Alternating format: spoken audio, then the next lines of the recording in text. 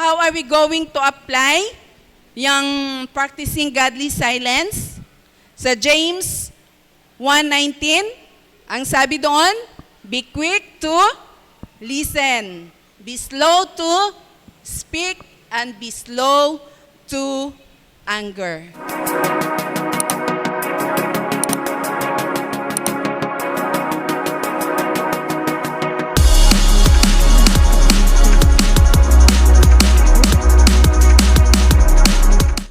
Sa panahon po natin ngayon, halos ang dami pong ingay na atin pong naririnig. Sa media o sa ating palibot, marami po tayong mga naririnig, no? Halos ang atin pong henerasyon ngayon ay parang sanay tayo sa ingay, no? Kahit mag-isa ka lang, parang hindi ka tahimik. Bakit? Nababasa mo ang mga nakapost sa social media, nakikita mo ang mga nangyayari, napapanood mo. So, in a way, naaapektuhan po tayo. At minsan, nakakabitaw po tayo ng mga salita. Ang salita po ng Panginoon ngayong umaga ay para po sa bawat isa. Para sa mga bata, sa mga kabataan, sa mga hindi masyadong matatanda, at sa mga may edad. Sa bawat isa po na nakakarinig ng salita ng Panginoon ngayong umaga, para po sa iyo, para sa akin, ang salitang ito. Naranasan nyo na po ba na meron kang nailabas na salita na nang humupa na yung iyong galit, ay napaisip ka at nagsisi ka, sana hindi ko nasabi ang salitang ito sa kanya. Sana hindi ko nabitawan ang salitang ito sa kanya. Maari sa kalagitnaan ng argument, mag-asawa or magkaibigan, magkatrabaho, may mga argumento dahil hindi po nagkakatugma ang atin pong mga prinsipyo. At out of frustration, o minsan hindi natin nababantayan yung ating puso at ang ating pong emosyon na tumataas ang ating BP, ay sabay ng pagtaas ng BP ay lumalabas yung mga salitang masasakit. Kaya nga po ang iba ang sabi, ang talas ng dila niya. No? So, ngayon pong umaga ay titingnan po natin, ano po ba itong sinasabing abstinence or the power of silence. Meron pong nagsabi na ang salita daw po, lalo't mga masasakit na salita, ay para daw pako na kapag iyong ipinako sa kahoy, pwede mo siyang tanggalin. Pero meron pa ring mark. May butas. Parang ganun daw po ang salita na masasakit na ating itinatapon sa ating kapwa. Na minsan hindi natin sinasadya pero nabanggit natin. Pwede po tayong humingi ng sorry. Babawiin natin yung atin pong nabanggit. Manikluhod tayo, magpakumbaba tayo na hindi ko sinasadya at nasaktan kita. Maari mauunawaan ka ng iyong kapwa, patatawarin ka. Pero alam niyo po ba, may mga pagkakataon na yung mga masasakit na salita na yon ay merong grabing impact sa buhay ng taong tumanggap ng iyong masasakit na salita.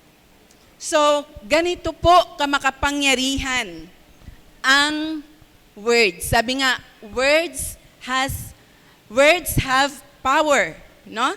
Sabi sa ating binasa sa Proverbs chapter 18 verse 21, it has the power of life and death. Kaya sabi ko kanina, nabanggit ko kanina, tayo po ay nasa kapanahunan na ini-encourage halos ang karamihan o halos ang lahat sa atin to voice every opinion. at atin pa pong tawag dyan o atin pong ginajustify kapag tayo ay nag-voice out, meron tayong freedom of speech. Di po ba? Karapatan ko yun. Ako ay magsalita, mag-voice out ng aking nararamdaman, ng aking kaisipan. Pero po, bilang mga anak ng Diyos, may bawi. No? Bilang mga anak ng Panginoon, God calls His people to cultivate the discipline of silence and to speak only when their word bring truth, grace, and life. So, hindi ibig sabihin na tayo ay may freedom of speech, ay unlimited yung ating freedom. May limitasyon po ang ating freedom. No? At ang sabi po, bilang mga anak ng Panginoon, tinuturuan po tayo, ini-encourage po tayo na matuto po tayo magdisiplina sa ating dila, no? Para madisiplin ang ating dila na magsalita lamang sa kapanahunan na nararapat. Maari po ang confidence ng bata sa atin pong mga anak minsan kapag tinatawag natin na meron siyang challenging attitude, hindi kaagad sumusunod, nawawala yung ating pasensya, umiikli yung ating pasensya. Meron tayong mga napapalipad na mga salita na minsan hindi natin alam, meron palang impact sa kanya. So, ang sinasabi po dito ng salita ng Panginoon, mag-ingat po tayo sa pagbitaw ng atin pong mga salitang, mga words na atin pong sinasalita. Meron pong mga relasyon na minsan ay nasisira dahil po sa salita na ating nabitawan. So, dito po natin makikita na kaya nga po naglagay ang Panginoon ng sobrang importansya sa atin pong speech, sa atin pong pananalita. Hindi po tayo hinihiling ng Panginoon, hindi po hinihiling sa atin ng Panginoon na maging silent all the time. Hindi po yan ibig sabihin ng the power of silence ay manatili kang tahimik. Kundi, ang hinihingi po sa atin ng Panginoon ay i-exercise po natin ang wisdom and self-control. Kaya nga po, sabi sa Ecclesiastes, chapter 3, verse 7, there is a time to keep silence and a time to speak. So, hindi po lahat ng oras ay magsalita tayo. Hindi po lahat ng oras sa tingin natin ay tama ako, kaya kailangan kong magrason, kailangan kong manindigan doon sa aking prinsipyo kasi alam ko tama ako. Pero hindi sa lahat ng panahon kahit tama ka, ay ipagpipilitan mo ang iyong sarili at magsasalita ka ng basta-basta. May limit po ang atin pong freedom. At kahit na po nasa katwiran tayo, meron pong pagkakataon na kailangan po nating manahimik. Godly silence. Ito po ang hinihingi sa atin ng Panginoon. Atin pong tingnan, God says there is a time to speak and a time to remain silent. Dito po natin makikita yung wisdom. It is not merely knowing what to say, but instead, wisdom is knowing when to say it. So merong timing. There is a time to speak and a time to keep silent. So, when is the right time to say the words that you want to utter? Minsan talaga, nagsisisi na lang tayo. Naku, nasabi ko yun, nasaktan ko siya. Sana tumahimik na lang ako. Pero nagre-react po tayo kaagad, di ba? Bilang tao, nagre-react po tayo kaagad. Kapag tayo ay inalipusta, iniinsulto, maari yung ating kakayahan or kung ano pa man na parang iniinsulto tayo, minamaliit tayo. Para bang ang gusto natin ay patunayan na, ay mali ka. Mali ka sa iyong iniisip sa akin. So, magre-reason out ka. Maari may pagkakataon po na nami-misunderstand ka. No? Yung iyong gustong iparating sa kanya ay na-misinterpret niya, na-misunderstood niya. So, nag-react siya doon sa iyong hindi pagkakaunawa, sa iyong pinapaabot sa kanya na mensahe. Until dumating yung oras na sa halip na magpaliwanagan, ay nagkasagutan na. No? Hindi ko alam na, hindi ko po mawari na minsan talagang ang mga bagay pong ganito ay nangyayari lalo't higit sa buhay po mag-asawa. Hello, mga may asawa. Tama ba? Yung parang nagpapaliwanagan lang kayo, tapos dumating yung puntos na, ay, bakit nagtatalo na kami? No? Nagpapaliwanagan lang, pero dumating sa puntos na pinapasok yung prinsipyo ng bawat isa, ay hindi na namalayan, nagtatalo na pala sila. Sa pagtatalo nila, dahil matindi ang emosyon, iba't ibang mga magagandang salita na ang lumabas. So, nagkasakitan ng damdamin. At ang sumunod ay wala nang imikan. Di ba? So, ganon. Dahil po, ang mga salitang lumalabas sa ating bibig ay meron pong impluensya. Meron pong kakayahan to destroy, to hurt, at meron din po itong kakayahan to unite, to heal. So, kailan po ba tayo dapat tumahimik? Sa kapanahunan na nakikita po natin o napapansin po natin na masyadong heated na yung argument, wag na po tayong dumagdag. No?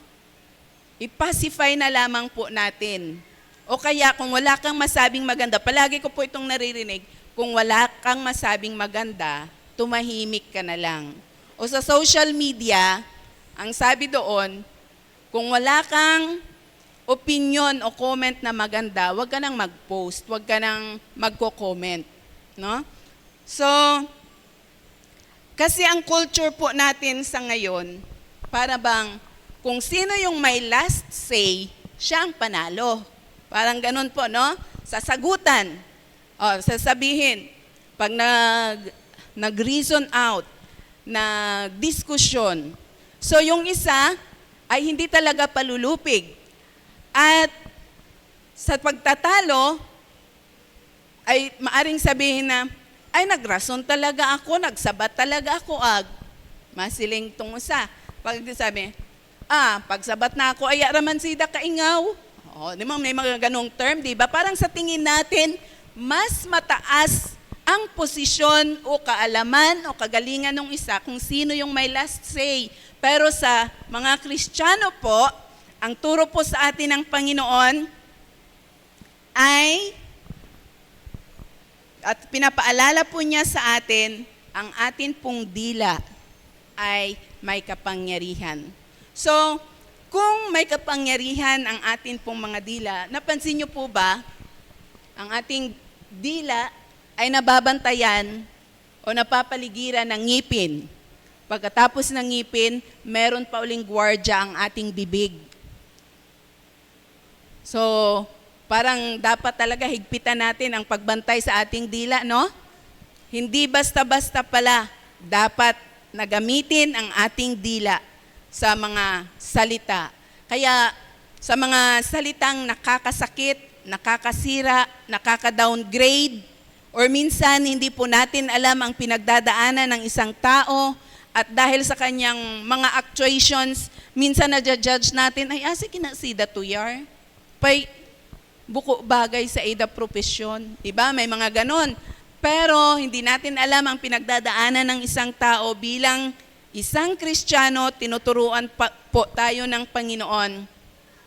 Kung wala po tayong magandang mai-comment, atin na lang pong itikom ang ating mga bibig at gwardyahan po natin ang atin pong dila, no? Throughout the scripture po, God repeatedly trained His people not to merely speak wisely, but also to remain silent at the right moment.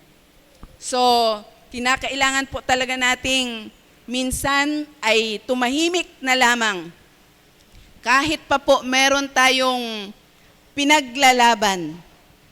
Hindi po ibig sabihin na dahil tayo ay may pinaglalaban ay sige na lang bratatat. No? Kasi po, sabi nga sa salita ng Panginoon sa Proverbs 10:19, ang sabi po dito, when words are many, transgression is not lacking, but whoever restrains his lips is prudent. Kapag marami daw pong salita, maraming satsat, hindi maiiwasan ang kasalanan. Agree ba kayo doon? Hindi maiiwasan na magkasala kapag more words, more mistake. No? More words, more mistakes. So sabi yan ng salita ng Panginoon, when words are many, transgression is not lacking, but whoever restrains his lips is prudent. Sino daw po ang marunong magkontrol sa kanyang bibig o sa kanyang dila? Siya ay maituturing na wise. Siya ay maituturing na marunong na tao. At sabi pa po sa Proverbs chapter 17, verses 27 to 28. Nakikita niyo po ba? Pwede niyo po ba akong sabayan sa pagbasa? Go! The one who has knowledge uses words with restraint. And whoever has understanding is even-tempered. Even fools are thought wise if they keep silent, and discerning if they hold their tongues. So makikita po natin dyan na kung marunong kang magpigil sa pagsasalita na mga hindi tama, hindi tamang salita at hindi napapanahon na salita, kung marunong ka daw pong magpigil sa iyong sarili na hindi gawin yon, ikaw ay maituturing na may karunungan. At sabi pa dyan, even fools are thought wise. Kahit na daw yung mga palalo ay pwedeng sabihin na sila ay marunong kung sila ay nananatiling tahimik. Bakit? Masasabi nga marunong. Hindi sila mabibisto na hindi sila marunong, tahimik lang sila eh. Wala silang binibitawang salita. Pero kapag sila ay nagbitaw ng salita at mali yung kanilang nasabi, so doon sila mabibisto na hindi siya wise. Kulang siya sa karunungan. Walang discerning. So, tinuturo po sa atin na ang pagiging marunong sa pagpigil na magtapon ng mga salita na hindi nararapat at hindi sa tamang panahon, ito po ay nagpapakita kung magagawa po natin yan sa tamang panahon po, ito po ay nagpapakita ng mark of a wise person. Godly silence is the mark of a wise person, no? Kapag ikaw ay marunong magkontrol sa iyong dila, sa iyong bibig, na huwag magtapon ng mga salita na hindi karapat-dapat, kahit na parang sa feeling mo ay naaagrabyado ka, then it is a mark of a wise person. No? Kasi po, ang atin pong mundo ngayon, mini-measure po yung intelligence by how much a person knows or how confidently they speak. Kapag magaling siyang manalita, magaling siyang mag-speech, sabihin, ay, ang talino ng taong ito, kahanga-hanga siyang magsalita. The louder the voice, the more attention it receives. Lalo na ngayon sa panahon na kung saan ang social media ay gamit na gamit. So ang tendency pong ganito ay atin pong nakikita na sa atin pong environment.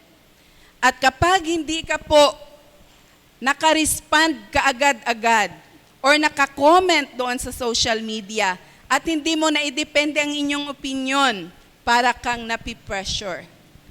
Meron din po na mga tao minsan na kapag nakabasa sila sa social media,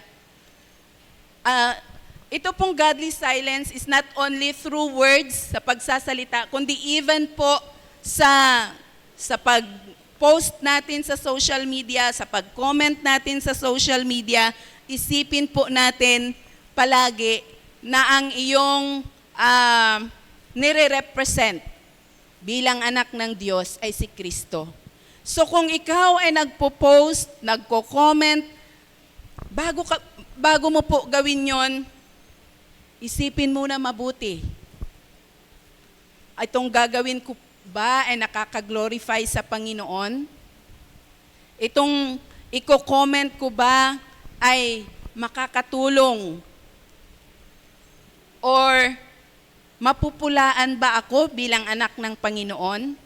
Mapupulaan ba ang testimony ko bilang anak ng Panginoon? So, tinuturo po sa atin that godly silence is the mark of a wise person. Wag lang po click ng click, post ng post, o wag lang po comment ng comment. Isipin po natin, let us always be in tune with God. Kasi kung palagi po tayong nakatuon sa salita ng Panginoon, sa presensya ng Panginoon, at alam po natin ang ating identity bilang anak ng Diyos, magiging maingat po tayo sa mga binabato nating salita, sa mga binabato nating comments. So, alam ko po na ang mensaheng ito ay napapanahon para po sa bawat isa sa atin. Kung paano sinabi sa atin na ang dila ay may power, no? Our tongue has the power of life and death. All the more na kinakailangan po nating bantayan ang atin pong dila. Let us practice godly silence in the right time. Kapag meron pong sinasabi sa atin ang Panginoon, to remain silent, kahit na po gustong-gusto nating mag-react. Kasi tama naman tayo, sila ang mali.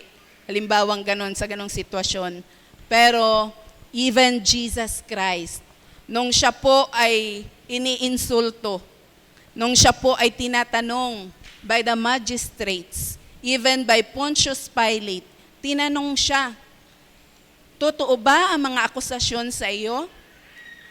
But Jesus never answered. He remained quiet. Kung tutuusin, si Jesus ay may kapangyarihan to prove himself that he is innocent. Wala siyang kasalanan. Pero he remained quiet. He remained silent. Hindi po siya nagyabang, hindi po niya ibinigay yung kanyang mga katugunan na totoo naman. Siguro sasabihin natin, ay si Jesus, Diyos yun hindi ko kayang maging ganon. But God is telling us that we have to exercise godly silence, not on our own strength, but by the help of the Holy Spirit. Amen? Amen. Pag sariling ating human nature talaga ay baling iba, no? Pero ang utos ng Panginoon sa atin at itong binibigay niya sa atin na paalala should be done not through our human nature but by the help of the Holy Spirit because we have the Holy Spirit in us. Another one, not only godly silence is the mark of a wise person, but it also reflects the character of Christ. Yun po ang nabanggit ko kanina, si Jesus. Kung babasahin po natin sa Matthew chapter 27 verses 12 to 14, when he was accused by the chief priests and the elders, he gave no answer. Then Pilate asked him, "Don't you hear the testimony they are bringing against you?" But Jesus made no reply, not even to a single charge, to the great amazement of the governor. Pinaparatangan siya, pinagbibintangan siya ng mga hindi makatotohanang mga bagay. But Jesus remained silent. Hindi po siya sumagot sa katanungan ni Pilate, no? Kaya dyan po natin makikita, Jesus is the most example of practicing that godly silence. Next po sa Isaiah chapter 53 verse 7, sabi po dyan, he was oppressed and afflicted, yet he did not open his mouth. So Jesus did not open his mouth kahit na siya ay na-oppressed, kahit siya ay sinasaktan. He was led like a lamb to the slaughter, and as a sheep before its shearers in silent, so he did not open his mouth. So si Jesus po ang ating model. Siya po ang example na atin pong pwedeng gayahin sa pamamagitan po ng kanyang kapangyarihan to remain silent even if meron pong mga paratang sa atin. Pwede po tayong mag-reason out, pwede po nating i-ano ang ating sarili, but not in the tone of voice na parang palaban ka na rin. So kung ayaw po nilang maniniwala, kaya nga si Jesus hindi na po siya dyan nag-reason out. Hindi siya nag-reply. Kasi kahit na siya ay magpaliwanag, meron na silang judgment. Di ba minsan sa atin, pinaparatangan tayo, ina-accuse tayo, magbibigay ka ng paliwanag, hindi na sila maniniwala kasi meron na silang nasa isipan na nila nakatanim na mali ka. Na-judge ka na nila. So better, wag ka na lang sumagot. Let God defense you. Hayaan ang Panginoon na siya ang maging defense mo, no? There will come a time at hindi 'yun ipapalampas ng Panginoon sa kanyang mga anak na nagre-remain humble. So, godly silence reflects the character of God. Ano po ba yung character na re-reflect doon? No? Sa Matthew 27:12 to 14 at Isaiah 53:7. So isa po dyan sa nire-reflect na character ay ang pagiging humble. No? Jesus remained humble. Isang karakter ng Panginoon na ipinakita sa atin na pwede po nating gayahin to remain humble. It shows humility if we do not retort. Kung hindi po tayo nakikipagsagutan na nakakasakit ng damdamin. I'm not saying po na hindi natin kailangang ipaglaban ang ating sarili. There are times na talagang kailangan nating i-explain yung sarili natin, but not to the point na makipag-away po tayo. No? Kung ayaw nilang maniwala, so, hayaan na lang. Let us just pray to God at siya po ang patuloy na makikipaglaban para sa atin. So, godly silence is not a sign of fear, weakness, or defeat. Kundi ito po ay ating intentional choice, deliberate choice natin to honor God. So ganun pala, kapag hindi tayo lumalabas ng mga salita na hindi napapanahon, no? Kasi yung mga salita natin dapat napapanahon pala. No, at the right time. There is a time to speak, sabi po. We choose to honor God. At si Jesus mismo ang nag-demonstrate niyan when He showed His self-control. Nung hindi siya sumagot doon sa mga nag-i-interview sa Kanya, sa magistrates, even Pontius Pilate.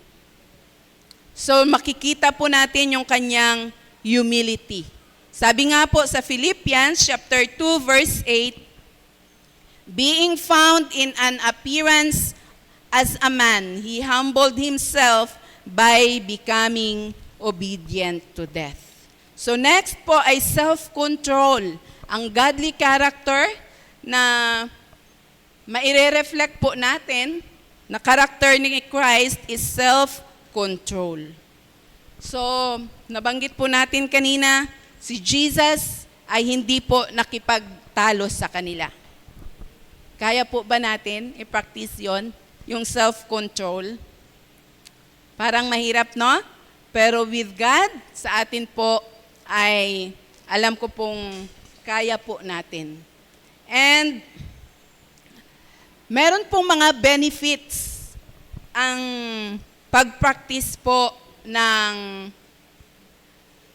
silence, godly silence.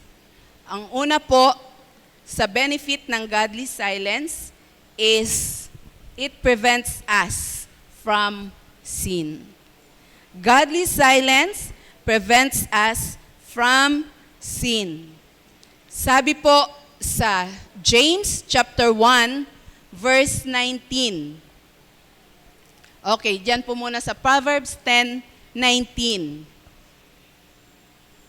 Sin is not ended by multiplying words, but the prudent hold their tongues. So, yan po, naiiwasan nating magkasala kung pinapractice po natin ang godly silence. Next po, sa James chapter 1 verse 19, sabi po dito, So then, my beloved brethren, let every man be swift to hear, slow to speak, slow to wrath. So, napansin niyo po yung pagkakasunod-sunod? Be swift to hear, slow to speak, slow to wrath. Una po, dapat pala ay makinig muna tayo. No? Kapag nakikinig tayo, doon pumapasok ang ating pangunawa. At kapag nakakaunawa po tayo, naiiwasan po ang pagtatalo. Pagkatapos po niyan sinabing, be swift to hear. Ang sabi po niya, slow to speak. Pero sa atin minsan, aminin natin, hindi pa natatapos yung sentence ng ating kausap at pag parang natamaan tayo, react kaagad tayo, di ba? React kaagad. So, tinuturuan po tayo ng salita ng Panginoon, pinapaalala po sa atin, be swift to hear, slow to speak, slow to wrath. So, kung mahinahon po tayo sa ating pagsasalita, maiiwasan po ang mga misunderstandings. Maiiwasan po ang mga pagtatalo. Kaya ito po ang paalala po sa atin. Hindi po sinabi ng Panginoon na be quick to speak, kundi ang sinabi niya, be slow to speak. Ang sabi po niya, be quick to listen. No? Hindi rin po niya sinabi na kailangang ipanalo palagi natin ang mga arguments na atin pong kinasasangkutan para lang, abogado. Hindi po ganon. Kundi ang sabi po ng salita ng Panginoon, be slow to speak and be slow to wrath. Kung ganun po ang bawat isa sa atin, bawat anak po ng Panginoon, imagine natin kung ano kaya ang ating mundo. Napaka-positibo po, no? Siguro ay napaka-loving ng environment, napaka-peaceful, at meron pong unity kapag pinapractice po natin itong be quick to listen, be slow to speak, and be slow to anger. So, training in abstinence is not only about abstaining from food. Nabanggit po ito ni Pastor, no? Abstaining from food, abstaining from unhealthy habits or worldly pleasures. It is also about abstaining from careless words. Meron po ba tayong mga pagkakataon na yung lumalabas talaga yung careless words? So, godly silence, practicing godly silence is abstaining from careless words, abstaining from angry reactions. Para lang yung mga emoji, no? Sa social media, merong angry react. So, sabi dito sa aking binabasa, practicing godly silence is abstaining from angry reactions, careless words, at abstaining from destructive criticism. Dapat daw, yung ating criticism bilang mga anak ng Diyos ay yung nakaka-build up ng character, no? Hindi destructive criticism, kundi positive criticism. Ang godly silence also is abstaining from being marites. May pagkakataon po ba? O atin-atin lang ito, ha? Ganon. Alam mo, si ganito. Tapos yung atin-atin nakalampas na pala doon sa labas hanggang sa may Jollibee na. So, yun pala ang sinasabi ng practicing godly silence. No? Abstaining from gossip. Abstaining from unnecessary arguments. So, sa may mga karelasyon, no? Sa mga mag-asawa o sa mga pamilya, kung pwedeng maiwasan ang arguments, so it is a way na sinasabi sa atin ng Panginoon, practicing godly silence. Totoo ba yung mga kasabihan na ang mga babae daw ayaw patalo sa mga lalaki pagdating sa sagutan, sa balitaktakan? Oo daw sabi. Oo daw sabi ni Brother June. Ewan sa iba. Pero sabi po ng salita ng Panginoon, mapababae, mapalalaki, bawat isa sa atin should learn to practice godly silence. Hindi lang palaging si Mrs. ang tama. Mga asawang babae, pagbigyan din natin. Pagbigyan din ninyo yung inyong asawang lalaki na minsan ay tama din sila. Kung may puntos naman. O, ang ganda ng ngiti ni Brother Bong. So, meron po talagang mga ganon. Kaya nga po, pinapaalalahanan tayo ng salita ng Panginoon, practice godly silence. So, kahit na tama ka, may puntos ka, may pagkakataon po na sinasabi ng Panginoon, just remain quiet. Just be silent. No? Para maipakita yung humility na gustong i-develop sa iyo ng Panginoon. Lalo tigit sa ating mga trabaho. No? Sa atin pong workplace, meron pong mga challenges na ganyan na nangyayari. Na talagang iti-test yung iyong character. Lalo kung ikaw ang head. Kung ikaw ang nasa mataas na posisyon. Tapos yung iyong subordinate ay parang hinahamon ka. Sana po ay wag dito makita sa atin yung sinasabing, wait until you become. Merong mga ganong re-reason out.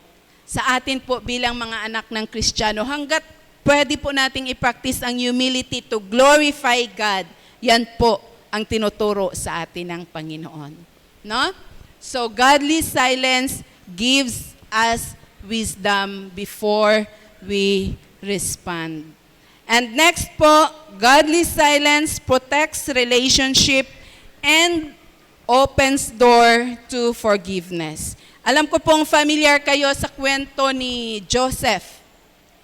Grabe ang ginawa ng mga kapatid ni Joseph sa kanya. Inihulog siya sa pit, ibinenta siya sa mga foreigners, hanggang napunta siya sa foreign island. Nag-iisa lang siya. Malayo sa kanyang ama, malayo sa kanyang pamilya. Yung kanyang mga kapatid na inaasahan niyang maging kakampi niya, yun pa ang nagtaksil sa kanya. Pero, hindi po natin nabasa sa Bible na nagkaroon ng bitterness o nagsabi siya ng masasama sa kanyang mga kapatid. O meron siyang pinagkwentuhan ng kung ano ang ginawa ng kanyang mga kapatid sa kanya. He remained silent. So, Joseph practiced godly silence. At alam niyo po ba ang nangyari? Sa Genesis chapter 50, ang ganda po ng kanyang sinabi doon.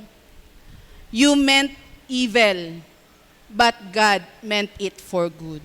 So kung ano kaya kung si Joseph ay nagsalita ng masasakit sa kanyang mga kapatid because he had the right to do so sa mga ginawa sa kanya. No? Pero hindi po niya ginawa yon. Kaya nagkaroon po ng opportunity for reconciliation. There are times po na merong misunderstanding sa family. May misunderstanding sa katrabaho. May misunderstanding sa magkakaibigan.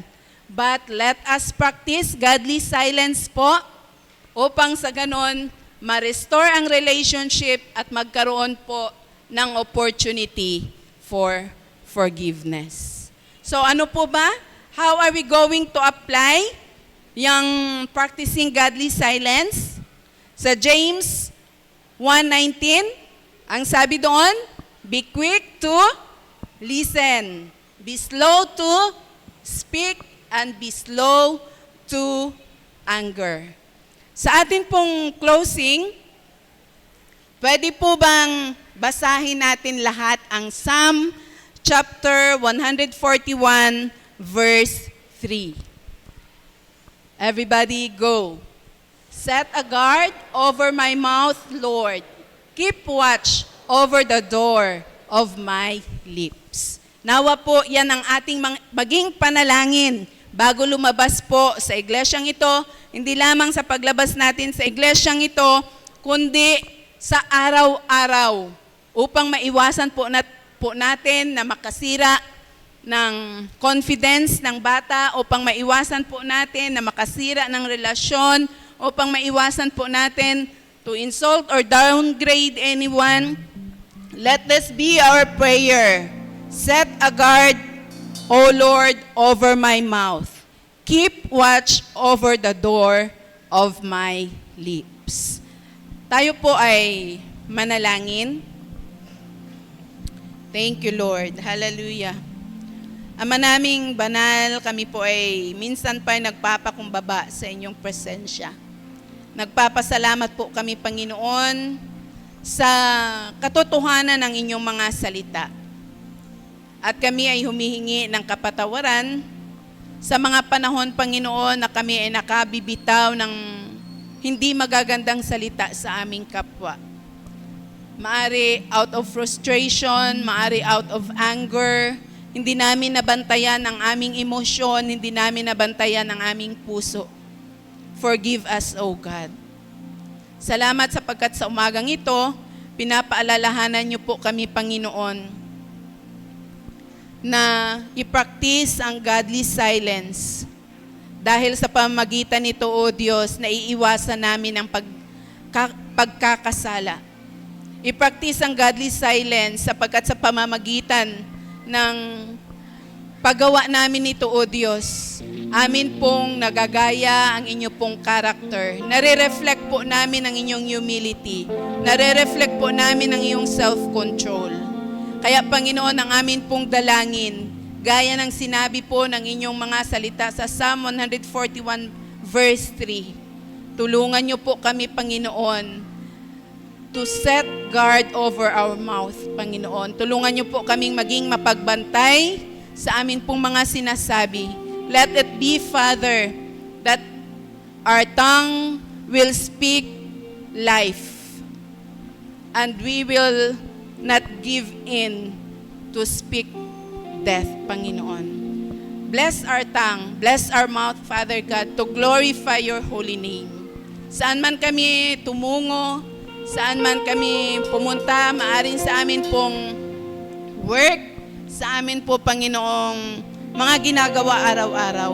Help us to be always sensitive that we have the Holy Spirit in us, na kung na-challenge na po ang aming patience, na-challenge na po, Panginoon, ang aming attitude, na-challenge na po, Panginoon, ang amin pong humility and self-control. Father, remind us that the Holy Spirit is always available for us para kami, Panginoon, ay magtagumpay sa ganong mga challenges, Panginoon, challenges sa aming character and attitude. Let it be, Father God, na Ikaw ang mag-glorify sa amin pong mga buhay. Bless each one of us, Father, in the name of Jesus. Amen. Amen.